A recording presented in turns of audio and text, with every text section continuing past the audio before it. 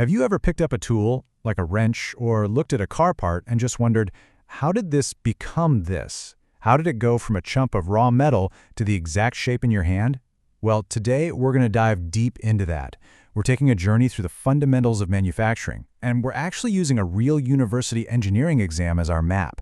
This is the story of how we, as humans, literally shape the world around us. Yeah, I mean, it really all comes down to this one simple question, right? From something as simple as a soda can to something as complex as a satellite, every single physical object you see is the result of a deliberate, carefully engineered process. So we're going to peel back all those layers and see what it really takes to turn raw stuff into a finished product. All right, so here's our game plan for today. We're going to start with the absolute basics, the building blocks, the materials themselves. Then we'll get into the really fun stuff, how we give those materials their first shape, how we refine that shape with some pretty incredible force, and then how we join different parts together. And to wrap it all up, we'll take a peek into the kind of mind-bending future of how things are made. Okay, first things first. Before you can make anything, you have to know your ingredients, right? Every choice you make down the line, every single process, every tool you use, it's all dictated by the properties of whatever you're starting with. And two of the most critical properties you've got to get your head around are elasticity and plasticity. Think about a simple rubber band. You stretch it, you let go, and it snaps right back to its original shape. That's elasticity in a nutshell. It's like the material has a memory. It wants to return home. This is absolutely essential for things that need to flex without breaking, like the springs in your car's suspension or even the wings of an airplane. But what if you don't want it to snap back? What if your whole goal is to make a permanent change? Well, that's where plasticity comes in. You take a paper clip, you bend it, and it stays bent.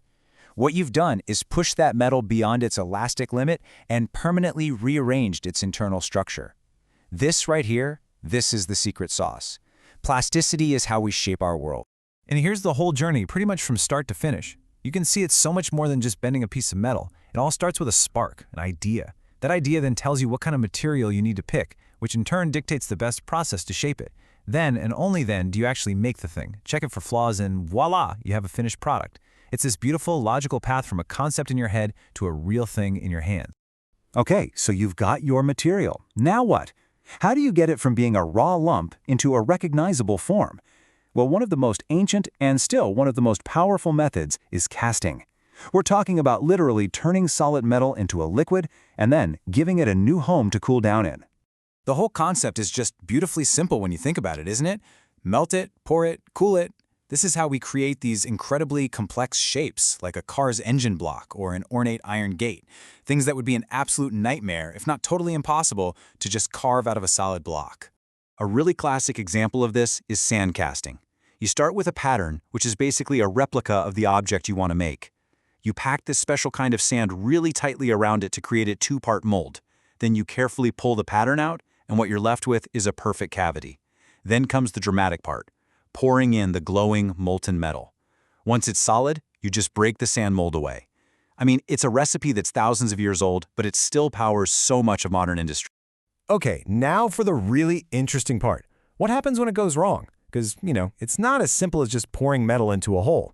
If gas gets trapped while you're pouring, you get these tiny bubbles called porosity that can really weaken the part.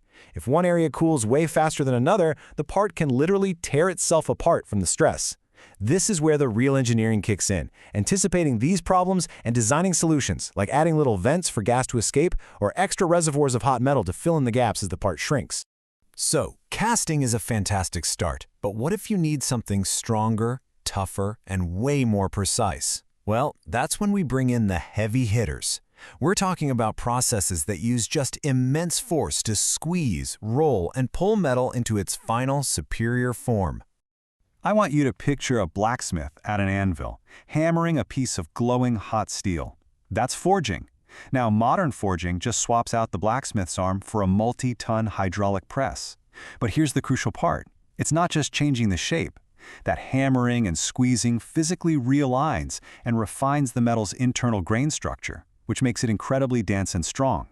That's why a forged wrench is so much tougher than a cast one. Its very structure has been toughened up for the job. So how do you control all that incredible force? Well, in open die forging, you're basically shaping the metal between two simple, flat surfaces. It's great for huge components, like a ship's propeller shaft. But for something complex and really precise, like an engine's connecting rod, you use closed die forging. Here, the metal is squeezed into a cavity that is the exact shape you want. It's really the difference between shaping dough by hand versus using a cookie cutter. And, forging is just one of the power tools in the toolbox. You can squeeze metal through giant rollers to make sheets and plates, a lot like rolling out pasta dough. You can push it through a shaped opening, that's called extrusion, to make things like aluminum window frames. Or you can pull it through a smaller and smaller hole to make wire. It all comes back to harnessing that magic property of plasticity we talked about. So far, we've mostly been talking about shaping single pieces of material. But most things we use, from our phones to our cars, are assemblies of many different parts. And what's really exciting is that today, instead of just carving away material, we can actually build parts from scratch, layer by tiny layer. Now, welding is the classic way to join metal parts. And this slide perfectly contrasts two of the big methods. MIG welding is kind of like using a hot glue gun, but for metal. It's fast, it's efficient, and it's pretty forgiving for beginners. TIG welding, on the other hand, well, that's like fine art painting with an electric torch. It's slow, it demands immense skill, but it gives you welds of surgical precision and real beauty. It's perfect for something like a custom motorcycle frame or a critical component on a rocket. But what if you could just skip the joining altogether and just print the final part in one single go? Well, that's the revolution of additive manufacturing, which most of us know as 3D printing. And this technology didn't just appear for fun, it exploded because industries needed a way to create incredibly complex shapes, to test new ideas way faster, and to make one-of-a-kind parts without completely breaking the bank. So how does this stuff even work? Well, with selective laser sintering, or SLS, you start with a flat bed of really fine powder. It could be plastic or it could even be metal. A high-powered laser then zaps the powder, precisely tracing the first cross-section of your object and melting or sintering the particles together. Then the whole platform drops just a fraction of a millimeter, a new layer of powder is swept across the top, and the laser goes at it again. Slowly but surely, a solid object literally emerges from this bed of powder. Now, stereolithography, or SLA, has the same layer-by-layer logic, but the medium is completely different, and honestly, it looks like something straight out of science fiction. Here you have a tank of liquid resin that hardens instantly when it's hit with UV light. So a laser draws a layer onto the surface of the liquid, turning it solid right away. The platform then moves, pulling the hardened layer either up or down, and the laser draws the next layer. You are literally pulling a solid object out of a liquid bath. It's just amazing to watch. And these additive technologies, they aren't just cool party tricks. They are fundamentally rewriting the rules of what is even possible in design and engineering. This is a truly profound shift in the very philosophy of how we make things.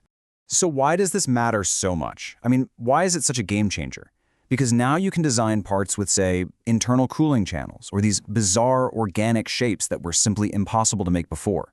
You can have an idea in the morning and be holding a physical prototype of it in your hands that afternoon.